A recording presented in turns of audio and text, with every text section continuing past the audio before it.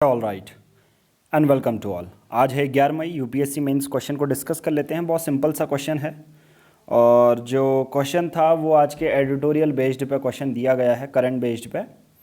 Question बहुत simple है कि कोविड-19 की वजह से करीबन अक्टूबर 2020 से अगर हम देखें, वैसे तो लॉकडाउन मार्च अप्रैल से शुरू हो गया था 2020 से, पर जो वेरिएंट देखने को मिला था वो अक्टूबर में इंडियन वेरिएंट को आइडेंटिफाई किया गया था।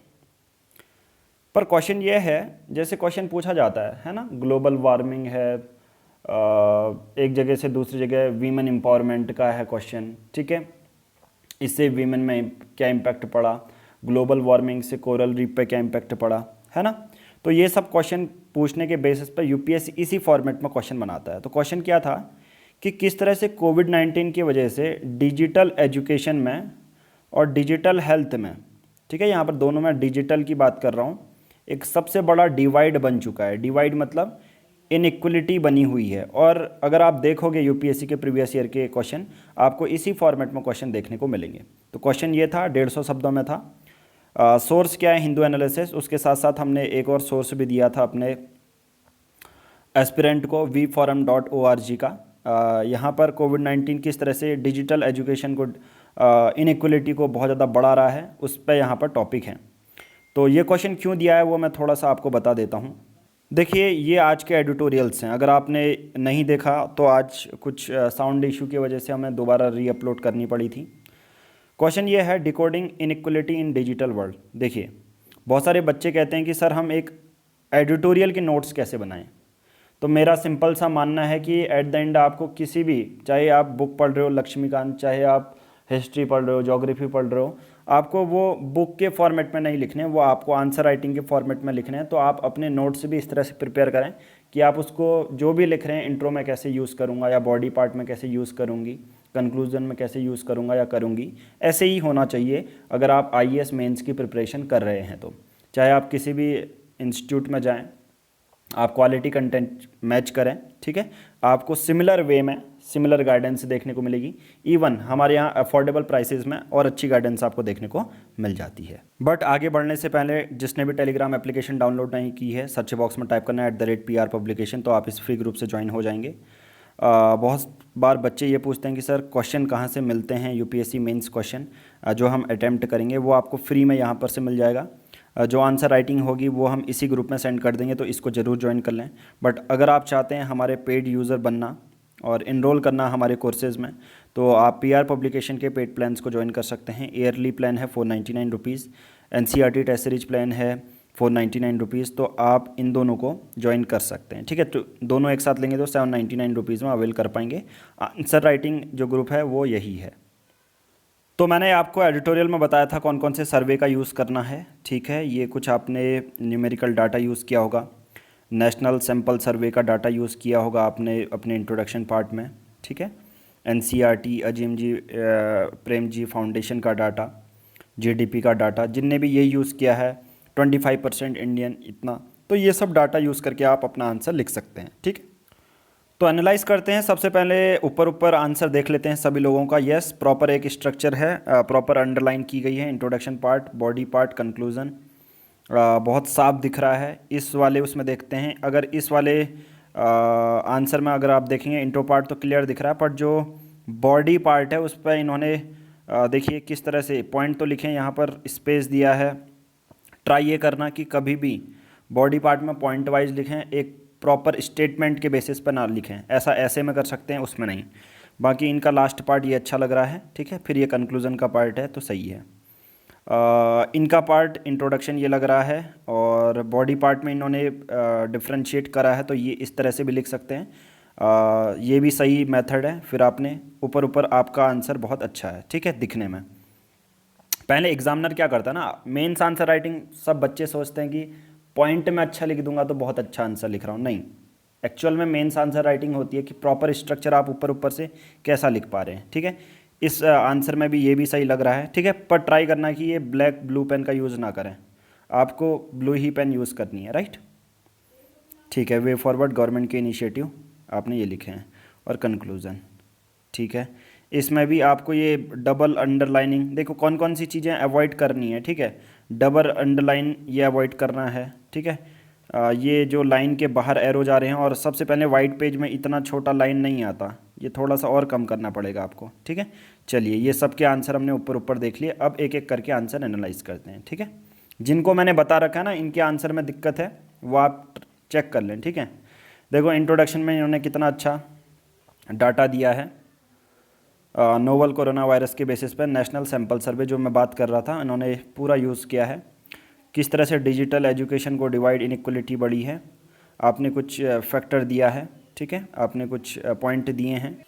Now huge digital divide, internet facility not universal, 17% rural में है तो 42% अर्बन में है। आपने पूरा अच्छे से एक्सप्लेन करके बताया गया है, ठीक है। पर आपने डिजिटल डिवाइड को किस तरह से बढ़ा है, देख, तो एक तो हो सकता है कि स्टेटमेंट के बेसिस पर आप लिखो, एक हो सकता है फैक्ट के बेसिस पर कि आप ऑथोरिटी दे रहे हो क्वेश्चन को कि इतना डिजिटल, क्योंकि एक आप फैक्ट के बेसिस पर ही एक्सप्लेन कर सकते हो ना, इतना डिजिटल डिवाइड हुआ है, इनइक्वलिटी, आपके टर्म्स में ऑथोरिटी होनी चाहिए, जो कि यहाँ पर आपको देखने को मिल रही है इनके आंसर से, ठीक है। वैसा ही इन्होंने हेल्थ के लिए भी लिखा है कि 1% GDP खर्चा कर रहे हैं तो इनइक्वलिटी बढ़नी ही बढ़नी है। ऑक्सीजन बेड्स वगैरह नहीं है, एलोकेशन ऑफ हेल्थ सर्विसेज। मुझे इनकी एक बात ये अच्छी लगती है कि ये पूरा एडिटोरियल का क्रक्स निकाल के अपने एक आंसर बना लेती हैं, ठीक है।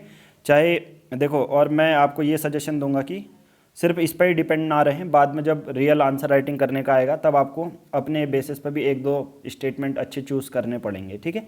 आपको ज़्यादा आर्टिकल पढ़ने पड़ेंगे, बट एक आपकी जिसे पोटेंशियल कहते हैं, या एक आपकी स्ट्रेंथ बोलेंगे, आप एडिटोरियल को पूरा निचोड़ के एक आंसर राइटिंग फॉर्मेट में लिखना आपको आ चुका है, ठीक है। इनका नाम तो मुझे याद है, इशिता। सजेशन इन्होंने दी है digital literacy, all India radio, ये मेंशन नहीं था, बट इन्होंने अच्छा सजेशन दिया है, मैं इसी की बात कर रहा था जो कि आपने बताया है। गवर्नमेंट के स्टेप्स, ई पाठशाला, दीक्षा पोर्टल, स्वयं, टुगेदर फॉर इंडिया, ये बहुत अच्छा, ये देखिए जिसकी मैं बात कर रहा था ना, किस तरह से यूनाइटेड नेशन या इंटरनेशनल बॉडीज़ भारत सरकार की, ये टुगेदर फॉर इंडिया भारत के लिए फ़ंड रेज करने के लिए हैं। आप कहोगे सर ये कहाँ से आया होगा पॉइंट, मैं आपको दिखाता हूँ एडिटोरियल में। एक और अच्छी बात कि देखो, ये आज के ही पेपर में आया था, अगर आप देखेंगे ये एडिटोरियल है, ठीक है। एडिटोरियल ये अलग ही है, इस पर मेंशन नहीं है। अगर आप देखोगे थोड़ा सा और नीचे को, तो इन्होंने देखो एक अलग से न्यूज़ आई थी जो मैंने कवर की थी आज मैं, WHO के बारे में, और सबसे लास्ट पर अगर आप देखोगे ना, तो यहाँ पर इन्होंने यही पॉइंट का यूज़ किया, जो कि मैं डायरेक्टली कह सकता हूँ कि ये एक्चुअल में हिंदू एनालिसिस देखती है, हिंदू न्यूज़पेपर को पढ़ना ये सीख चुकी हैं और इसी का यूज़ कर रही हैं। ये देखिए, टुगेदर फॉर इंडिया, ये फ़ंड रेज करने के लिए भारत ने इंटरनेशनल इंस्टीट्यूशन का यूज़ किया। तो ओवरऑल बहुत अच्छा आंसर है, हर चीज़ का यूज़ किया है, न्यूज़पेपर को कैसे यूज़ करना है इस आंसर राइटिंग में प्रॉपर दिख रहा है, और आप लोगों को भी दिख रहा होगा, ठीक है।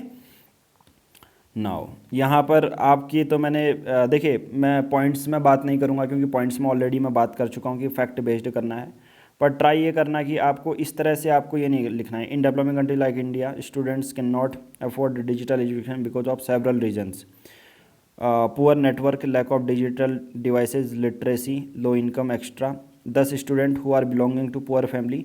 आपको देखो इतना ज़्यादा लिखने की ज़रूरत ही नहीं है, एग्जामिनर को आप ये पूरा एक्सप्लेन करने को मत करो, ये थोड़ा सा आंसर राइटिंग के जो फॉर्मेट में आपको थोड़ा सा बदलाव लाना पड़ेगा कि ठीक है डिजिटल डिवाइसेस के बेसिस पर कोविड-19 ने किस तरह से किया है, ठीक है, आपने फैक्ट तो दिए हैं, बट यहाँ पर आप ठीक है poor network, lack of digital devices कर रहे हैं, तो इसी के बेसिस पे एक रिपोर्ट दे दो आप कि रूरल एरिया में है ही नहीं, डिवाइसेस नहीं है, हाउस होल्ड यूज़ नहीं करता, तो एक अथॉरिटी दो, इस तरह से आप एक्सप्लेनेशन मत दो, ठीक है। ये थोड़ा सा आपको चेंज करना पड़ेगा फॉर्मेट। वे फॉरवर्ड स्कीम्स, और ट्राई ये करना कि वे फॉरवर्ड ये ऐसे वर्ड यूज़ ना करें, आप खुद दिख जाता है, पर आप कर रहे हैं तो ब्लू पेन से ही करें, ठीक है, ये चीज़ करना है। हाँ, बाकी आपने ये वन लाइनर लिखे हैं, ये अच्छी बात है, ठीक है। सुप्रीम कोर्ट है, उनको इनिशिएट करना चाहिए, तो ये अच्छे पॉइंट लिखे हैं। मुझे ये भी तरीका अच्छा लगा जो आंसर लिखने का होता है। मुझे कोविड-19 ने प्रत्येक क्षेत्र पर अपना नकारात्मक प्रभाव डाला है, और उसमें शिक्षा और स्वास्थ्य हैं, आपने डायरेक्टली किया। नेशनल सैंपल सर्वे, बहुत अच्छा आपने इंट्रोडक्शन दिया, और इंटरनल, ठीक है, आपने ये बताया कि कितना ग्रॉस इनरोलमेंट रेशियो होता है, कितने लोग इनरोल हो रहे हैं, वो कम हैं। डिजिटल स्वास्थ्य के बेसिस पे एशिया प्रशांत व्यक्तिगत स्वास्थ्य सूचकांक में 11 देशों में भारत का 10वां स्थान है।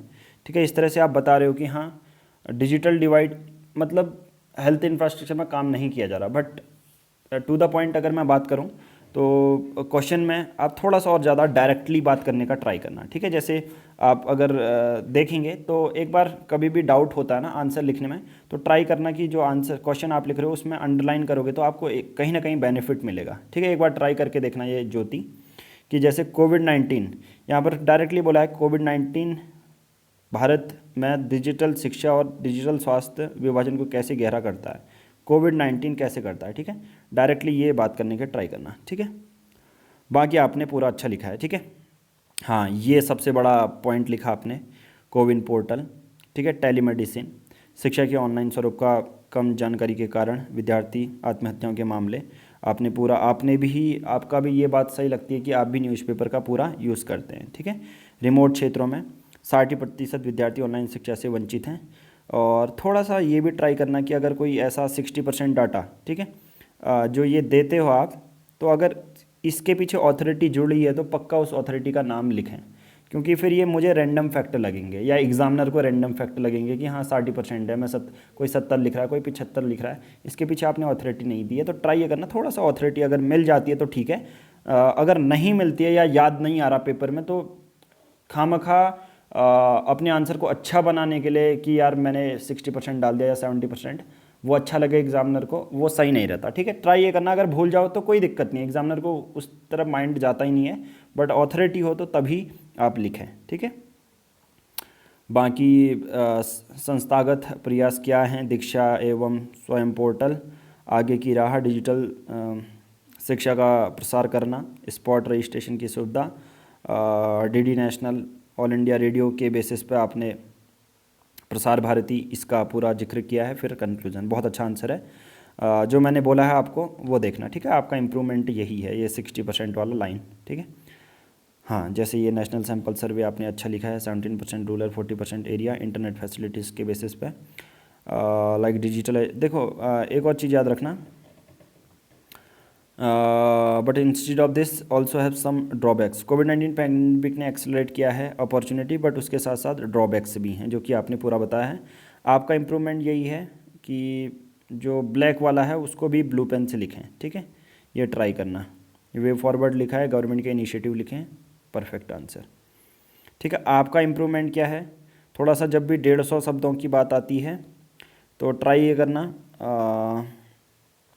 कि हाँ इंट्रोडक्शन इतना है, इससे ज़्यादा मत करना, और ये जो आपने डबल अंडरलाइन कर रही है उसको कम करो, जो स्पेस दिया उसको भी कम करो। ठीक है, इतना स्पेस आना चाहिए, ये प्रॉपर फॉर्मेट नहीं है, तो पहले तो एग्जामिनर आपको यही प्रॉपर फॉर्मेट देखना पड़ेगा। ठीक है, बाकी पॉइंट सेम है, और कंक्लूज़न इतना बड़ा मत रखो। ठीक है, कंक्लूज़न इतना ज़्यादा रख के कोई फ़ायदा नहीं है 150 शब्दों में, कंक्लूज़न भी 2-3 लाइन का ही रखो। ठीक है, नीचे कोड डाल दोगे तो और बढ़िया है। बाकी चलिए आज की इस वीडियो में इतना ही, थैंक यू।